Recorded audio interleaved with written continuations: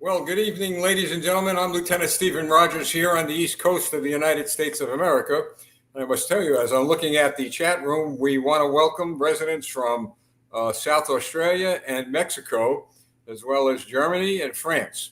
So all of you are welcome. All of you are welcome to join us on our broadcast here Monday nights when we address American issues, and on Thursday nights when we address the issues that are developing in Canada. We have an exciting guest tonight, folks. I've got to tell you. First of all, I want to show you something. Can you see this, folks, here? This Freedom Convoy 2022? Well, the gentleman and his wife, Alan Nicholson, by the way, he had sent that to me. In fact, I want to thank all of you for all the gifts that we're receiving here from Canada. But Alan gave that to me, and I thought it would be appropriate since we started broadcasting what we thought would be a small matter in Canada, and we ended up finding out it was a crisis. So that's going to be of historical significance as we move forward. But moving on, folks, we're beginning to get a lot of traction here in the United States with regard to our broadcast in reference to the crisis in Canada. As I shared with you, the first step was to get our United States representatives in each state aware of what's going on in Canada. We're making a lot of progress there. We're waiting to put together what we call an executive summary on the what we believe to be illegal police actions in Canada against its people. And we're putting together an executive summary that's going to go to the International Association of Police Chiefs as well as our United States Congress after the November elections. Now, people have asked me, well, why are you waiting until November? Well, Joe Biden and Justin Trudeau belong in the same party. And again, my opinion, my view, this is still a free country. It's the Communist Party. It's not the Democrat Party in America. It's not whatever party that Trudeau thinks he belongs to in Canada. It's the Communist Party. So with those two guys in power and the United States Congress in power, we know that the reports that we send to them will go nowhere. But once we take power, we the people, with regard to the Republican Party, take power in November, and we will. We'll be on our way to taking the White House back in 24. We're going to see, I believe, Justin Trudeau either is going to be voted out of office or he's going to be removed from office by his own party people. We're getting information, and those of you in Canada may have more information than we do, but we are getting information that the Liberal Party there and some of the people in Canada who are supporting Trudeau are now kind of backing off. They're trying to distance themselves from him because there's a lot of information that is going to be coming out shortly with regard to some of the decisions he made that not only have hurt the Canadian people, but are, as I said all along, jeopardizing, in my view, the national security of the United States. And he's sending a very, very poor message around the world. But we're going to get into that in the future. But tonight, I want to introduce to you a young man. He's a third generation Canadian, and he's founder and president of SOS Quebec. Now, I'm bringing him on board for this reason. This guy, after I talked to him about 10 minutes ago, it's all it took for me, 10 minutes, is an individual who loves his country. He loves the people who lives in his country. And based on the information I have about him and what he's done, the work, he must have done the work of about 200-300 people. In fact, this guy could probably run the whole Canadian and U.S. government very effectively and efficiently without a Congress and without a parliament. So listen, I'm going to bring him on board right now. Ronald Marenger, thank you for joining us. Thank you very much. It's a pleasure being here. Well, Ronald, I'll tell you, a lot of Americans watching, a lot of Canadians watching, and a lot of people from different countries are watching. And I've got to share this with you. I've read some of the material you have. Just speaking to you 5 minutes ago, I'm absolutely fascinated. So I'm going to ask you to first start off by, please let us know what SOS Quebec is. Sure. My name is Ronald Marenger. I am the founder of SOS Quebec. When the crisis started in Quebec, I made a live video and I asked people, do you think it's normal what's going on? And I asked if people will try to help me to build an inquiry. Within 2 days, I had more than 12,000 people that start to send me information. And within a month, we were 22,000 people working on a file that we fill up in 3 months. It gave us 60,000 pages of documentation, and we have to get through that to screen what is good, what is not. And from that on, we worked for 2 years. We are a team of 7 guys like me, and we built a 400,000 page inquiry, and we deposited to an international court for crime against humanity in Canada. And we deposited on May 21st. They send us a letter as what they might study the file, but we are one of the first Canadian people. We are not lawyers. I'm not a lawyer. I don't give advice. And from that on, we are the first team that put up an inquiry to deposit there. So we're winning. It's been there for 40 days now. Well, this is interesting. Listen, I want to bring on board Carol DeRivy. Carol, I probably messed up your last name, so please apologize. All right, we lost audio with Carol, but I know she could hear us, and she's an associate of Ronald's, and she and her husband's been working hard with him. So, Carol, could you want to say count 1 to 5? We'll see if we picked up your audio. Okay. That's all right. That's all right, Carol. We want you to stand by anyway. It might come up, but listen, these things happen. All right. So Ronald, you did all of this work, and you've brought it to the Hague, and we find this absolutely fascinating. I want to get into that in a minute, but I see here that you were involved in January this year in sub-zero weather. You were involved in the convoy in Ottawa. Can you tell us about that, what you did and what you learned, and where you headed with this? Well, it changed my life. I live near Ottawa. I live in Gatineau, which is the next city. And when I find out that the whole convoy was coming here, I check out with the police because I am in really good terms with all the police around me. And I asked them, are you ready for that? And they go, what is it? I said, well, a few hundred trucks coming in Ottawa. Maybe you should be ready for that. And they didn't believe it. So I called some friends of mine in SOS, and I said, we have to move there because it's freezing weather, minus 30 to minus 40 for like all the time we've been there. And we decide to take the Confederation part and do a humanitarian purpose to make sure nobody freeze, nobody starve, everybody have a good experience and bring back nice pictures from Ottawa. And I was there as humanitarian. So my job was to make sure all the truckers were supplied in whatever their needs. Most of the truckers usually lives alone, but they were in there with their family, children, wives, and we had to supply mental health or food or games for video. So because of the CB, I was able to get in touch with all those truckers and listen to their needs and fulfill their needs every day. A good man of friends of mine called George Saman, named Tiger from UFF. He's a political guy, and he came and helped me. And there were so many miracles happening every day there. We asked the population if they want to help the truckers.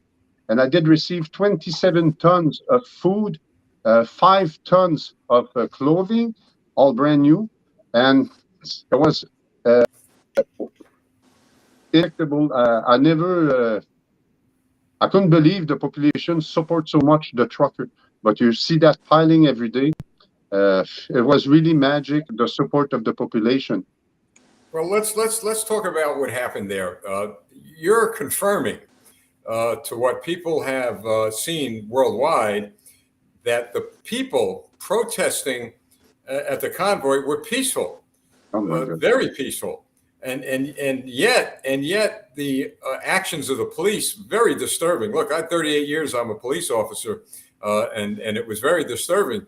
And what this tells me, and you're the first individual who I'm speaking to, well, maybe the second or third, but you've taken a real leadership role in bringing food and bringing water and bringing clothes and, just bringing the things for the people to have, at least to survive the weather during the protest.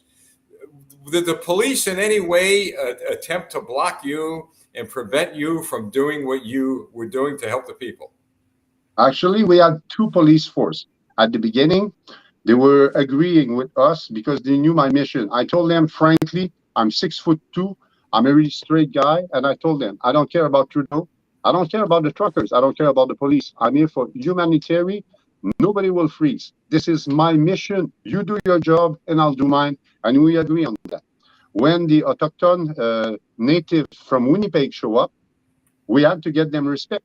And the police knew the rule for the Confederation part owned by the native people. So we have invited big people to secure the park. So the police had to deal with native people, which is different law. So they had to slow down, but they were so much correct with me.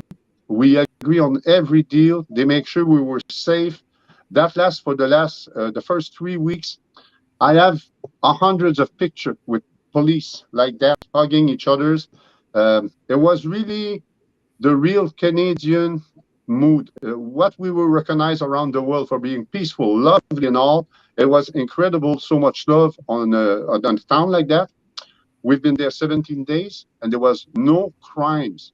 No any crimes happened in Ottawa while we were there. I don't say we bring peace, but I say people were so much peaceful that it's a record. As soon as we left, they start back murders and all things like that. So it proved that the convoy, people that came to the convoy was so peaceful. Even the police agreed the way we were acting and all. We never did anything. Nobody that I know did ever provocate or insulted nobody. Actually, if somebody did that, we give him love. One day I was asked to speak for Quebec side on a big trailer, and I had over 1 million people around me. It was really big crowd, and I asked everybody to hug each other. So I was able to see with my eyes over 1 million people hugging each other. For me, it was really big. You know, what's disturbing is, and I agree with you, that we didn't see any crimes committed by the people. But I've got to tell you, I saw something that I saw with regard to maybe some crimes being committed by the police. Now, I just can't wrap my arms around any professional police officer taking a club and destroying a person's personal property, breaking down windows in trucks and destroying these hardworking men and women's property. That was disturbing. Of course, the world saw what happened with the horse. I mean, either that cop didn't know how to handle his horse, or he wasn't trained, or he just didn't care. I mean, and so by being a police officer, it disturbs me to see what some of these officers did. And then we find out later on through the interviews we had with the pastors that some of the cops went into the churches during services to execute arrest warrants. So what bothers me about this whole thing, now, you're on the air telling us what we believe is the truth, absolutely undeniable truth, because we saw it. All right, we saw and I was there at -30. yes, you were there. You're a witness. You were there, and you were a leader there. I was so there. You're extending the olive branch. You're extending respect. You're extending cooperation, and then we've got a situation where the police are coming in, and I'm certainly not painting this entire bad picture of every cop in Canada. I believe the 90% of them are probably great men and women working hard. In fact, I'm sure you would agree on this matter, Ronald, that the cops, probably the good cops, they're probably just as disturbed as we are over the actions of their fellow officers. So, but all of this that the police did, the bad stuff, to me, it was sanctioned. It was sanctioned because nobody was there to stop it. No supervisor was there to stop it. The police chiefs weren't there to stop it. And it all comes down to one fact. It begins at the top. It begins at the top where Trudeau lives and works. And so that's why a lot of the people around the world are in agreement with what you're doing, by the way, bringing this guy to task. And he may find himself in deep trouble. Now, with regard to the actions of the police, you explained that. With regard to what really went on there as a witness, now we come to the fascinating part of this entire journey that you're taking. I mean, this was a brilliant idea. I mean, this was something I think Trudeau, maybe after tonight, because they do watch this broadcast, maybe after tonight he's going to think twice. And this is hi, Justin. Hi, buddy. Hi me. from America. He You knows can't me. touch me. So anyway, the fascinating part of this is so now you come up with this idea that you're going to take it to the Hague. But let's step back a minute. The question that I would be asked, and I'm going to ask you, is did you take any of the information that you gathered together? Did you bring it to local or provincial police before you took that big step to the Hague? Yes, I tried to, but I was no man's land. I cannot get near any police station, or I even tried to deposit in a federal court in Ottawa. By phone, they blocked me. I told them that I had 400,000 page file to bring with boxes, and they don't want me there. And they even put up security to stop me to go there. So that's why I use two different ways.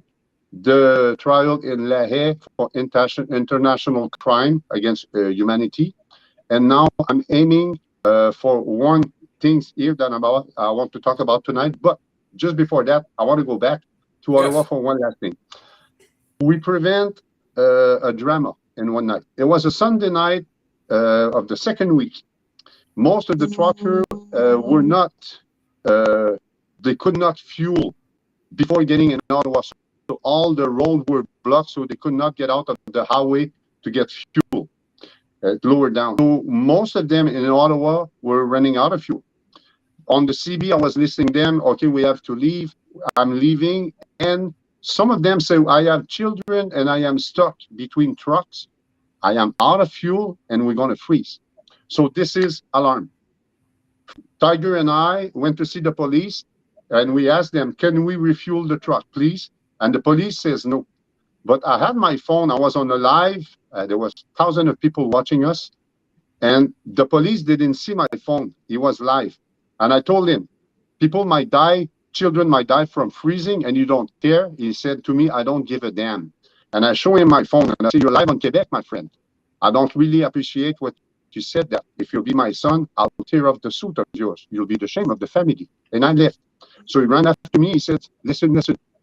We have ordered not to refuel the truck, but nobody talked to us about 5-gallon pails. So if you guys want to use 5-gallon pails to refuel the whole city, we'll let you do it.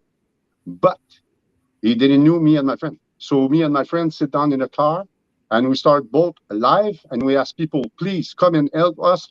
So we refuel the whole city in 4 hours. We refuel 547 trucks. And there was over 400 people running all over Ottawa with 5-gallon pail, while me and my friend were in the truck and managing all of that. We saved the convoy, simply like that. So when Justin, my friend Justin, went to office in the morning, he had the good news to find out that the truck were not leaving. I had more fuel to supply for a week, and I had even fuel to turn back home free for everybody. And this is how it all started. You know, it's astonishing how a leader could treat his own countrymen the way he has. I mean, it is an absolute tragedy. And you hear about these things, Ronald, these incidents like this in Beijing, in a communist country, in a former Soviet Union, when a leader hinders the ability of his population to exercise their right of free speech. And that's what this is all about. And the world is watching. I mean, he probably knows now the world's watching. But I've said all along that his hands are not the only ones that are dirty. The others that are dirty are his supporters. And I'm not talking about the people of Canada. I'm talking about the members of parliament who are, frankly, in my view, cowards. They just don't stand up there. I mean, I would never want leaders like that.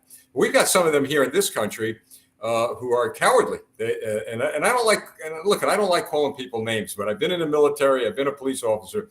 I know when someone is taking a cowardly direction. And a cowardly direction is when you know that something is wrong and you say nothing about it because you're afraid of your puppet master. And politicians, for the most part, have a collar around their neck and they have a leash on it. So Trudeau is the puppet master. He has a leash around the neck of some of these cowards, and they can't say boo, because if they do, they're going to lose something. But they've already lost the respect of the population, not only in Canada, but those of us from around the world. Now, you've mentioned a few times, and this is what I find really interesting, and you've been very prudent in the way you've approached this. You've mentioned a few times on the broadcast, you went to The Hague, and you're talking about crimes against humanity. Now, I believe what you're talking about, without getting into specifics, because we are talking about that issue again here, is the way the pandemic was handled, the way the decision makers, in this case Trudeau, in our case Biden, but most of the governors in this country handled it. And it appears, and I'll speak for this country, that the governors in some of the states where a lot of people had been mishandled and passed away, they're being taken to task. A lot of them are going to be going to court, and hopefully some of them are going to prison. As a result of this, Ron DeSantis, the governor of Florida, has introduced legislation that is going to prevent any of what we saw happen in this country from happening again. For example, and I'm sharing this for a reason because it may parallel some of the things that you have. And I want to make it clear to people, I'm saying this, not him. I'm saying this. So if they have complaints, see me. The fact of the matter is that we had decision makers in this country who made decisions that looks like it cost lives rather than saved lives. We had a situation where mental health, for example, was damaged tremendously, not only amongst a lot of the elderly in nursing homes who were not able to see or hear their relatives during a long period of time, but our young people who weren't able to go to school, who weren't able to interact, people who became prisoners in their own homes. I'm assuming that this is some of the things that you may be bringing to The Hague with regard to what's going on in Canada. And I say I'm assuming because we don't know yet, and it's something that I'm sure that you would want to keep between you and The Hague at this point. But speak to the issue of the United States, okay? Speak to the issue of maybe these are some of the similar things that you're asking The Hague to inquire about. Yep. Well, actually, we have, because of the negligence, is what happened to the nursing home from elders. Our old have been mistreated, abandoned, negligence that causes death. We heard about it on TV. We heard about it on newspaper, heard about it on the news, but it was just a song that people forgot about it. It's really bad what happened. It's really worse than that. Actually, it was so bad that we needed the Canadian Army forces to get help. So they get into Quebec and Ontario nursing home to try to help, because what happened is that the government gives so much money to the media. $200 million in Quebec alone were given to the media to scare the people.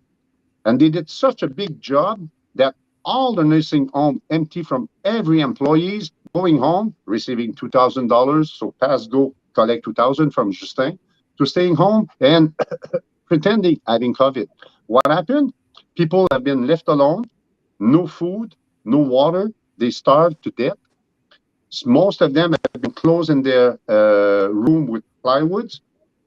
Family was not around. They were not able to go help or whatever. Most of them die alone. We're in Quebec. There's a Madame Justine, and she was about to die. This is public knowledge, correct? Oh yes, it's all public. Actually, that the people in Quebec are not happy about this one. Justine wanted to see her family before dying, and Legault agreed that she go outside at -25 in the parking lot with dignity to die. And this is what happened. The family has been in the parking lot at -25 and watch her mom die with dignity.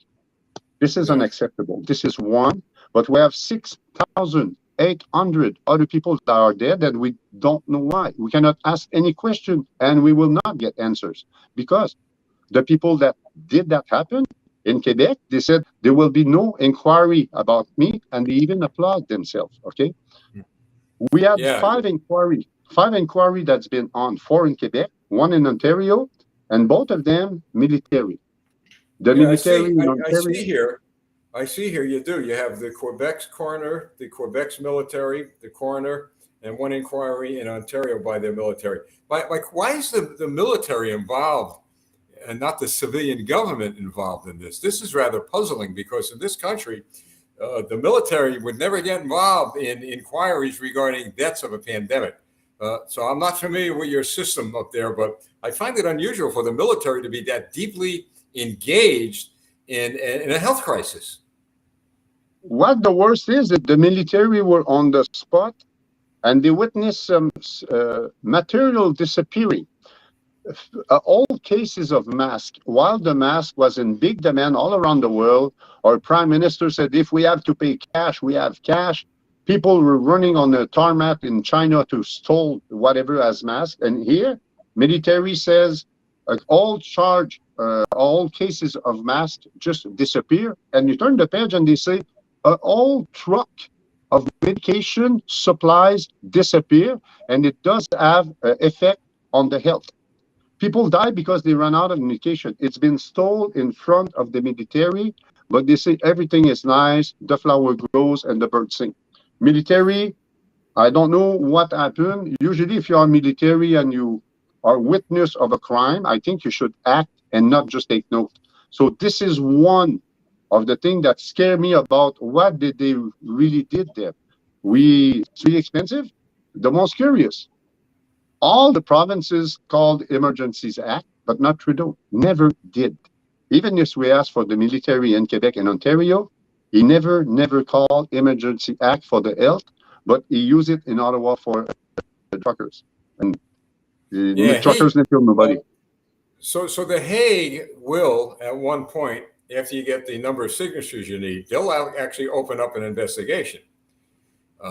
Right now, I read the letter that they received. You did go forward. I got to give you credit. You went forward with it. I have the letter here where they acknowledge receipt of your request for an inquiry, an investigation. So that's a good first step. What I find astonishing about this is if Trudeau takes this serious, and he better, and those down the totem pole of his better take it serious, they may have some real serious problems, because if they hate, here's my let's say assessment of how the world is. We have allies around the world. We have friends in each country. But when it comes to a alleged criminal act, no one wants to go near that with regard to the criminal's actions. So if we have criminals in government, they may think because somebody in a foreign country is a friend of theirs that they're going to be able to gloss things over. But it doesn't work that way anymore. What works is that nobody wants to get caught with their hand in the cookie jar. So I think Trudeau not only has his hand in the cookie jar, he probably lives in the cookie jar. And the fact of the matter is that the people around him, his supporters, and I've said this all along, and I know some of you are watching, I get it, but you guys are going to get caught, all right? Listen, I don't know if you committed crimes. My friend here, Ronald, is not saying you committed crimes. He's saying that there are questions that need to be answered.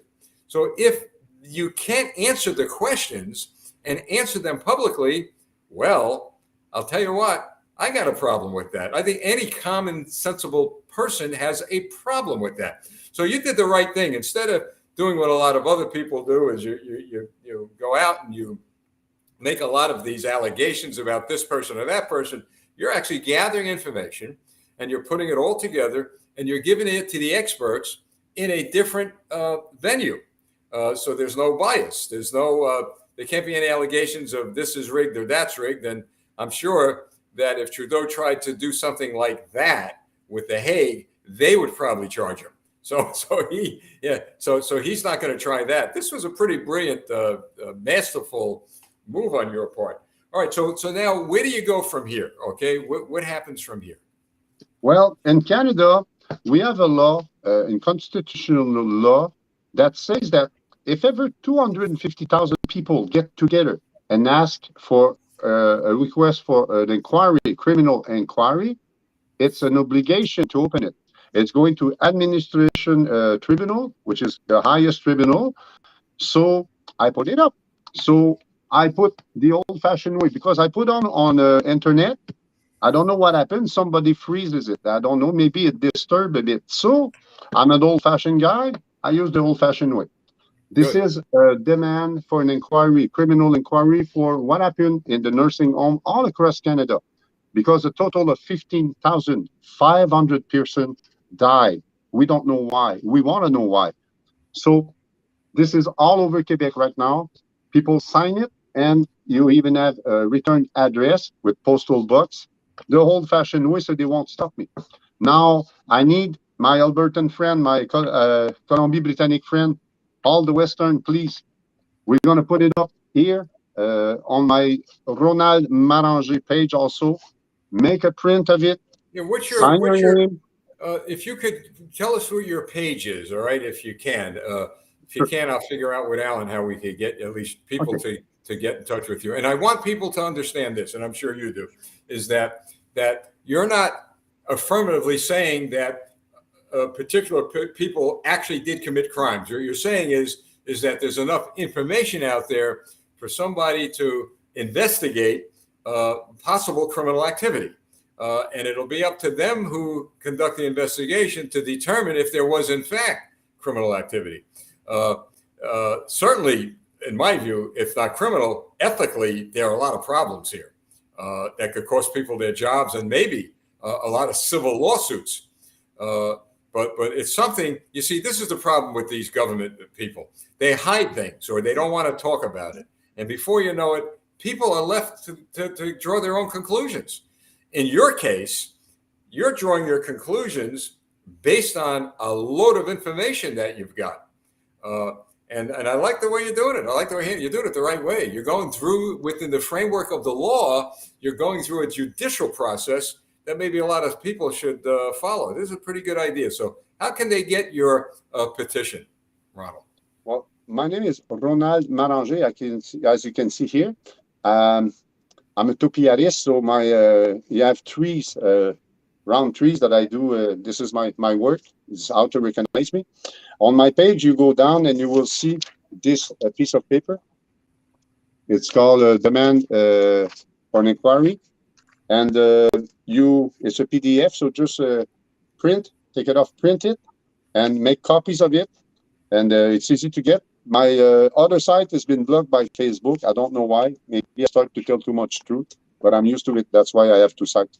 So Ronald Marenger with trees, green trees. I think it's the third or fourth. You can have this piece of paper. I'm gonna bring Sign Carol it. on. Yeah, go ahead. I'm sorry. Go ahead.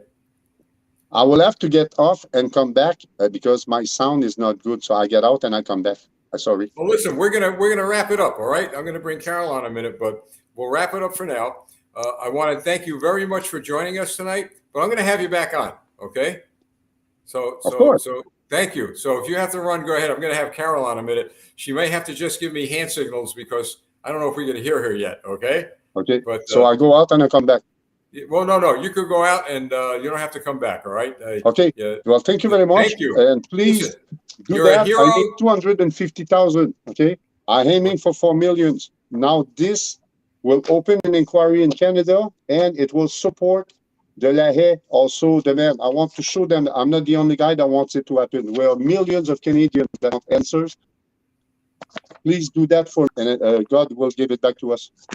And we will keep you in our prayers. You're a hero to the American people and free people all over the world. Thank you. Thank you very much. Thank you very much, everybody. See you in Ottawa, 30, 31st, and 1st of August. I'll be in Ottawa with the power shift to receive you. Very good. Thank you. Thank you. Bye-bye. All right. So, Carol, let's see if we could get you here. Now, there's Carol smiling. I think I hear her laugh. Count to 5. 1, 2, 3, 4. We got you. There's a delay, but we got you. All right. Now, Carol, fascinating interview.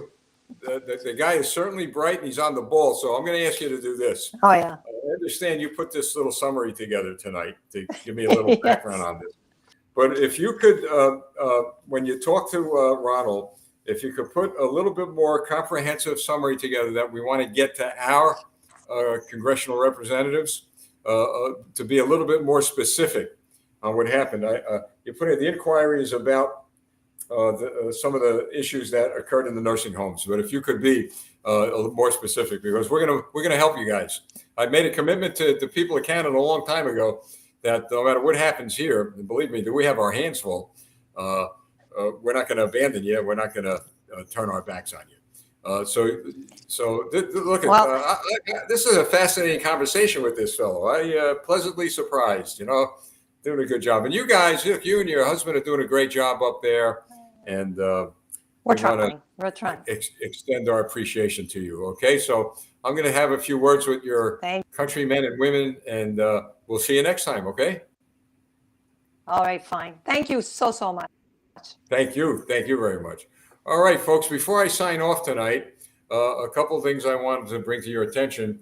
Number one, we meaning here in America, we are closely watching this C-11 bill up there. This bill, what I call the electronic curtain, the 21st century Iron Curtain, the 21st century Berlin Wall that Trudeau's building.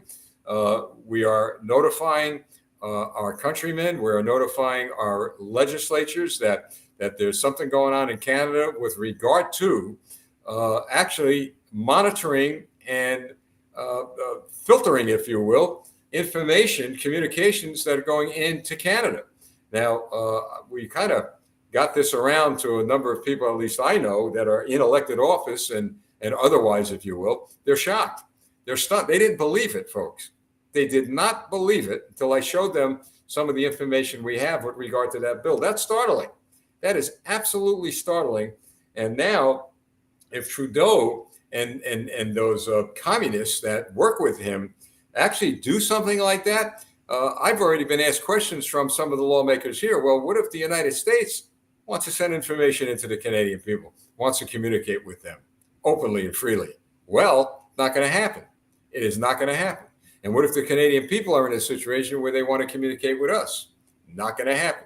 At least in my view. Why do you got to filter this stuff? Why do you have to block communications into a country? Why? Because the government wants complete and total control over the population.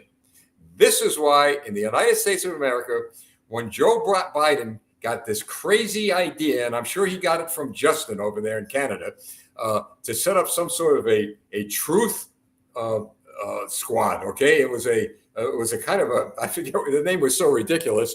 It was almost like a cabinet post where they wanted to do the same thing. They wanted to check in on what was going on some of the social media platforms, monitor who's saying what on social media, what's being broadcasted.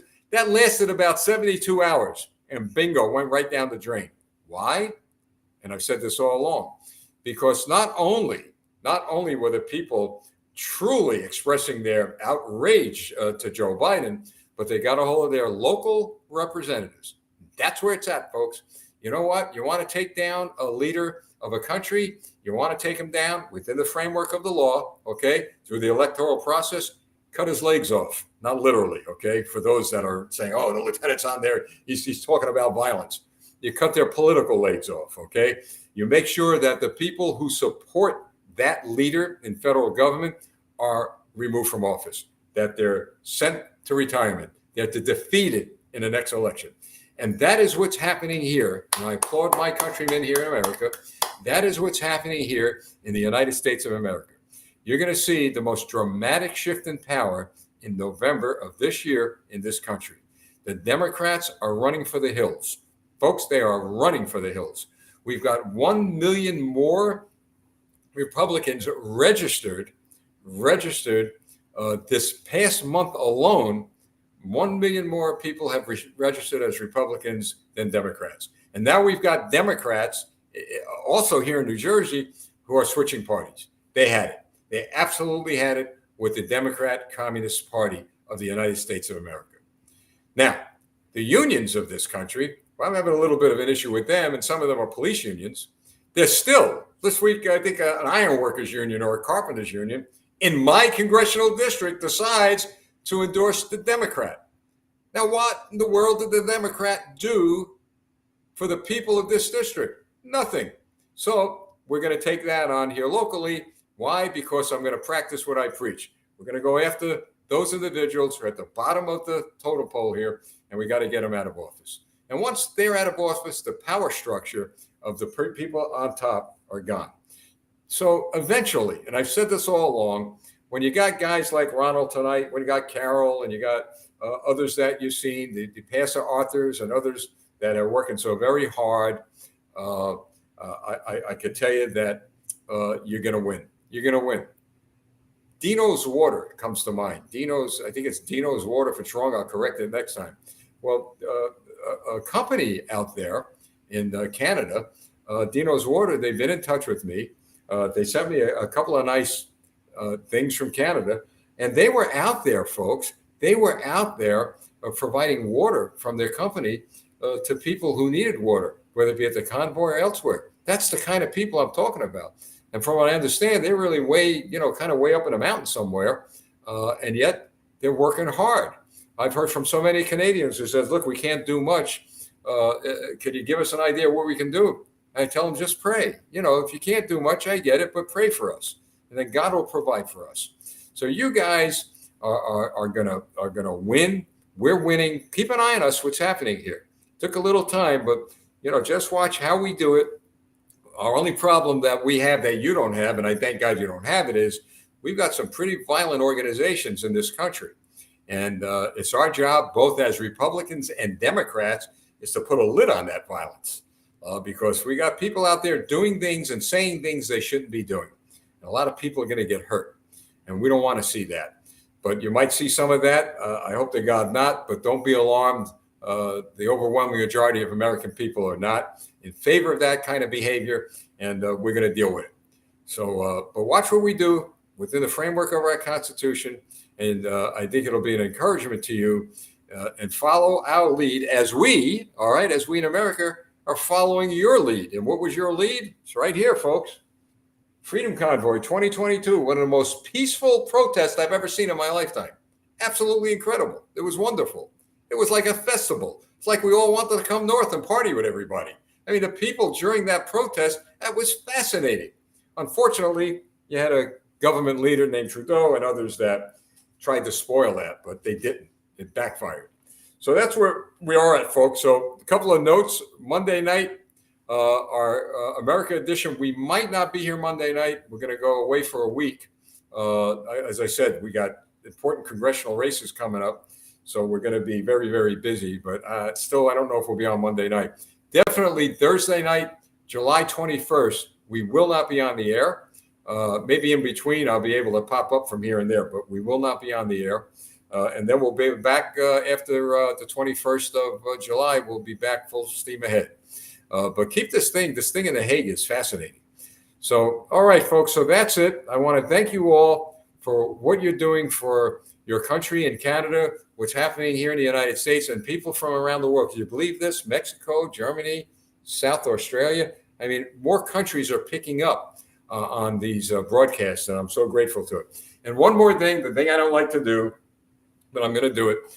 As we expand, as we grow, it does. There's a cost attached to it. So if you can, I'm going to ask you to go to our website. If I could find it, how would I expect you to find it if I can't find it? There it is. Okay. So we have a donate button if you could donate something, but I'm going to ask you to do something before you push a donate button. I read something in the Bible today about giving, and it was fascinating because it was something that I believed all along. Only give if you have the ability to give. Okay, folks, pay your bills, take care of your kids, take care of your family. I mean, if you're led to give, I don't want anybody to sacrifice their the needs of their family. We don't want you to do that. Now, I know a lot of other people or a lot of other organizations will say, give, you sacrifice, give me one and God will give you five. It don't work that way. All right. God sees the heart. He understands it. But the way it works is the good Lord wants you to take care of your families first. That's where your first ministry is. your first responsibility is, okay? But if you have something you could share and help us advance the fight for freedom and liberty, then by all means, there's the website. And if you can't do that, we ask you to pray for us. How's that sound? Good deal? All right, folks, that's it. It's certainly a pleasure to be here tonight with you. And man, I tell you, I can't wait till I could cross the border and come into your country. Man, that would be great, huh? Well, that'll happen one day. So on behalf of the people here in the United States of America and the freedom-loving people from around the world who are watching, I want to thank you all for tuning in tonight. See you in a couple of weeks, okay? But I'll be popping up from time to time. And thank you so much for all your gifts. Man, I tell you, I've got so many pins and flags. You got to hold on 1 minute, folks. This is the part where I get excited. Wait till you see this. Hold on.